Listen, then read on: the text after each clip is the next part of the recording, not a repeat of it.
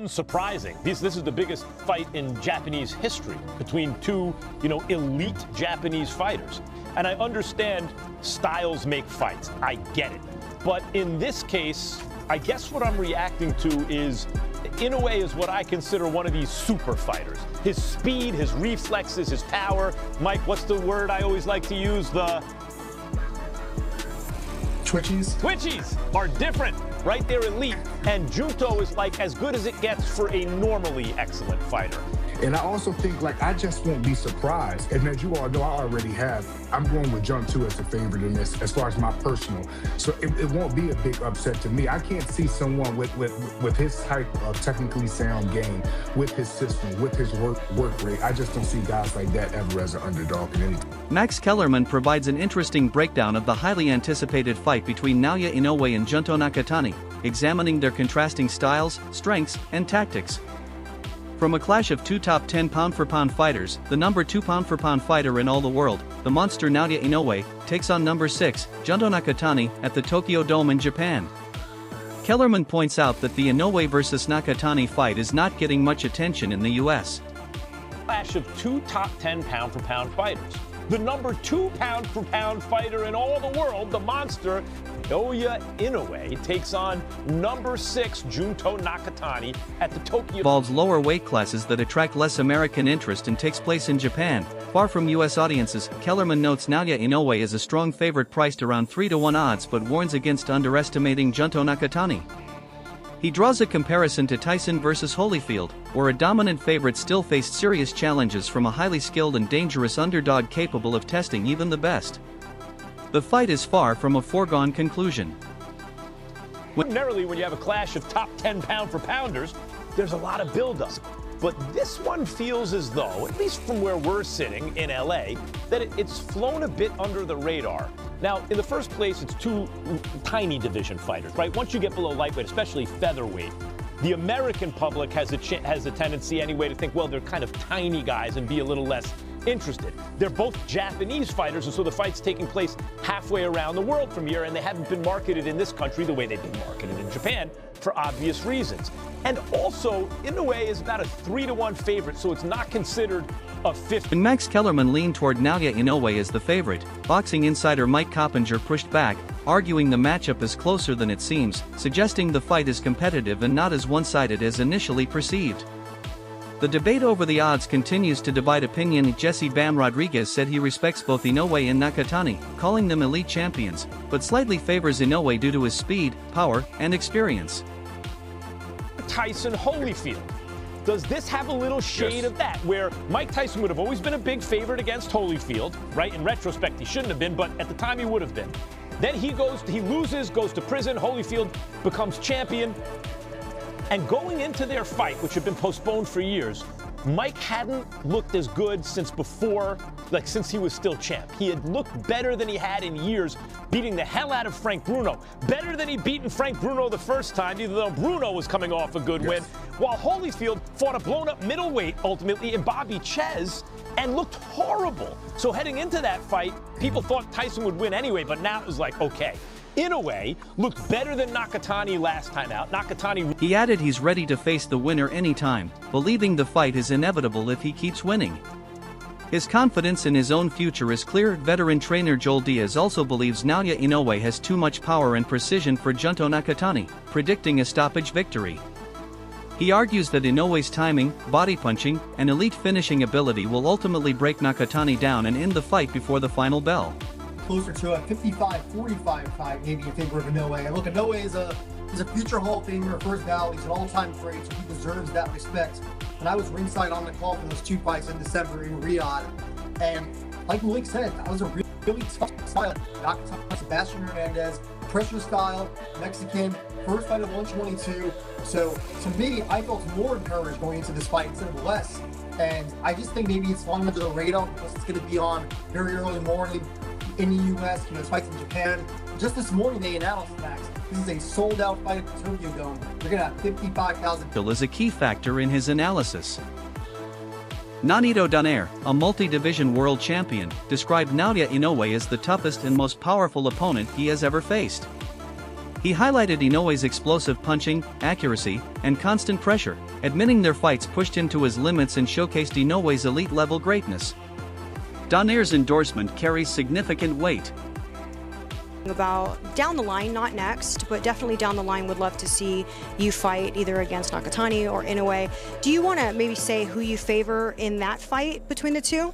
I think Inoue wins the fight, just because he has more experience. He's been in the weight division longer than Nakatani has, so I do favor Inoue, but Nakatani, he does have a chance as well, just because he has that kind of one-punch power. Maybe that could be the big fight in your hometown, right? Yeah, hopefully. If not, I don't mind going to Japan either. I love going to Japan. I love spending. Yeah, I love spending time there. So. Oh, so you have traveled there before? Yeah, I've been there plenty of times. But like I said, either San Antonio or Japan, I don't care. Chris Algieri expects Inoue to win a close competitive fight against Junto Nakatani, likely by unanimous or majority decision rather than an early knockout. He predicts a tactical battle with momentum shifts, possible knockdowns on both sides, and high-level exchanges driven by both fighters' power, timing, and precision. The fight could go the distance. Mike Coppinger suggested that if Inoue defeats Nakatani convincingly, he could move to number 1 in the pound-for-pound rankings, surpassing Alexander Usyk. However, it would depend on Usyk's standing and the overall quality of elite boxing competition at that time. The pound-for-pound throne is within reach. Inoue, you faced him a couple times against Nakatani. Just how do you think how it goes? You know, I've been against Inoue twice. You know, and I seen that fighter in person. I mean, I've been in the ring with him. He's fast, he's strong, confident, and I've also been against Nakatani. I've been against Nakatani before with Tito Acosta. I just think that Nakatani will put up a fight, but Inoue will stop him. He's been dropped by a few left hands. Donaire hurt him with a left hand. But he gets up and he still wins. But I just think that Nakatani, I mean, he's not ready for Inoue yet. I just think that fight will end up. Malik Scott suggested that Inoue should be ranked number 1 or right beside Usyk in pound-for-pound rankings. He argued this based on Inoue's elite level of competition already faced and the dangerous opponents he is likely to face in the future, strengthening his case as boxing's best. Scott's advocacy for Inoue is unwavering. Max Kellerman acknowledged that on paper, Naoya Inoue appears to be the bigger, more proven fighter, but he cautioned against oversimplifying his rise through weight classes. Kellerman pointed out that while Inoue has moved up multiple divisions, each jump is only a few pounds, unlike extreme climbs seen in boxing history.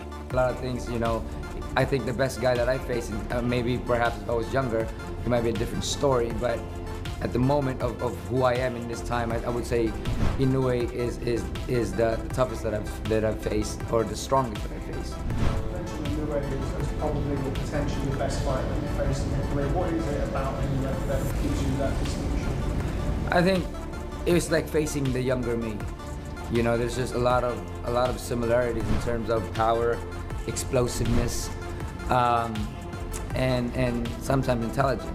You know, but I think a lot of it is given the similarities is what makes.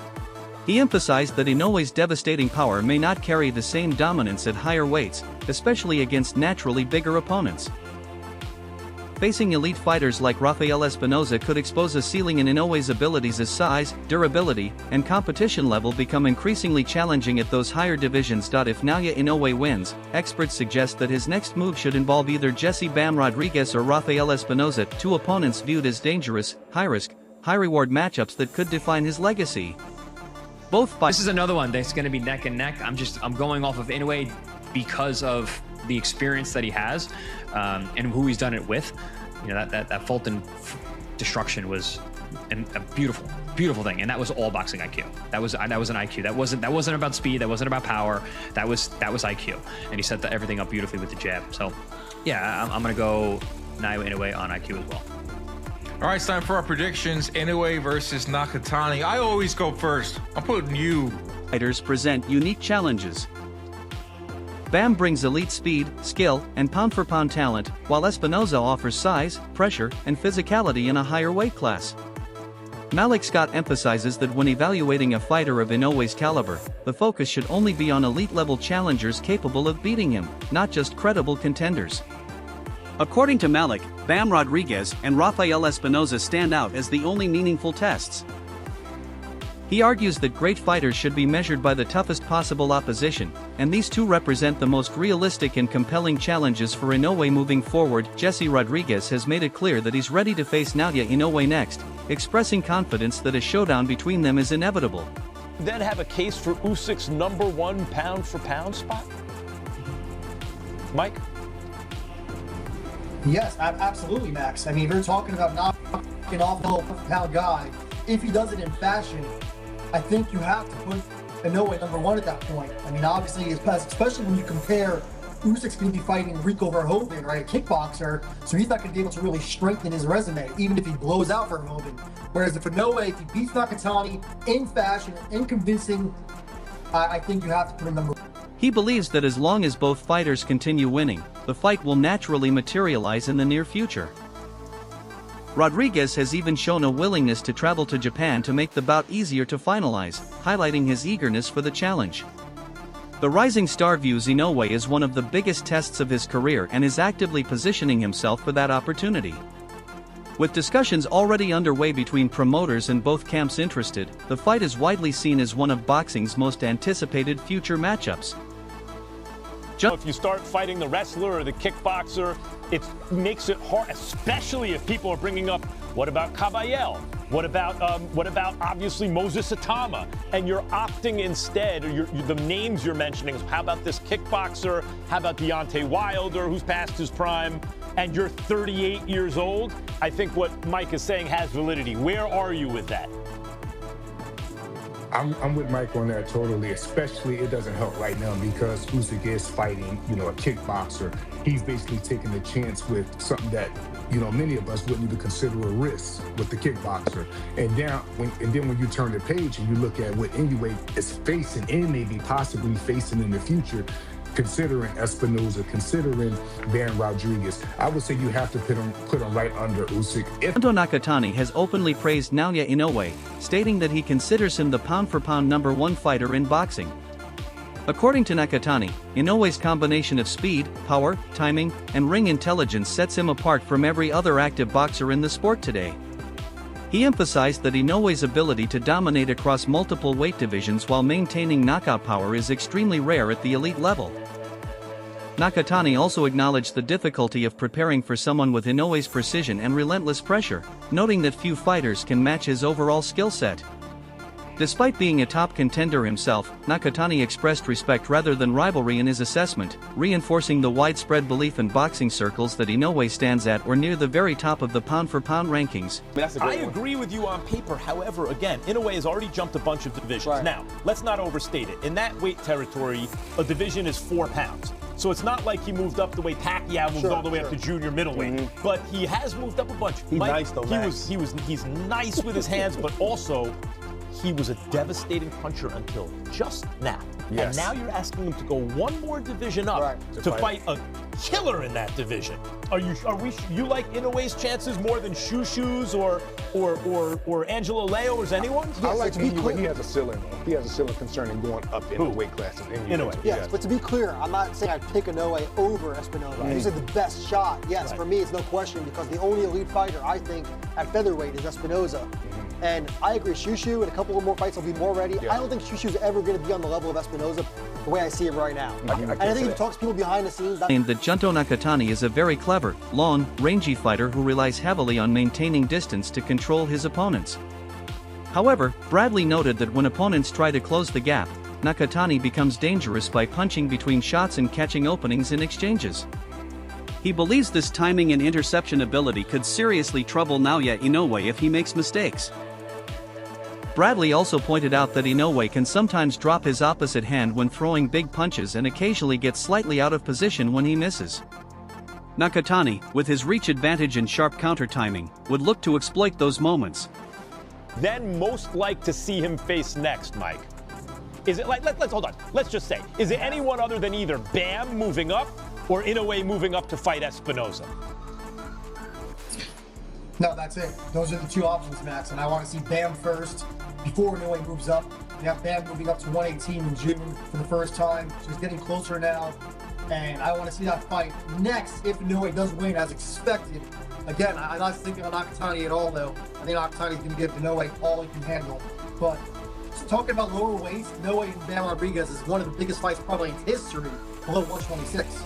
Yeah, you know, I agree. I think Bam, the reason, Malik, that you look at Inoue and Bam, should Inoue beat Nakatani, is those are both special, super, top 5 pound for pound, twitchy, speed, power, skill, the whole thing type fighters, and that's... Still, Bradley emphasized that Inoue's adaptability is his greatest strength, as he can adjust rhythm, distance, and strategy depending on the opponent. Inoue finally getting in there, that's a fight that will define this era in the lower weight classes? I think so. I think me against Inoue would definitely be, if not one of the biggest fights in the lower weight divisions.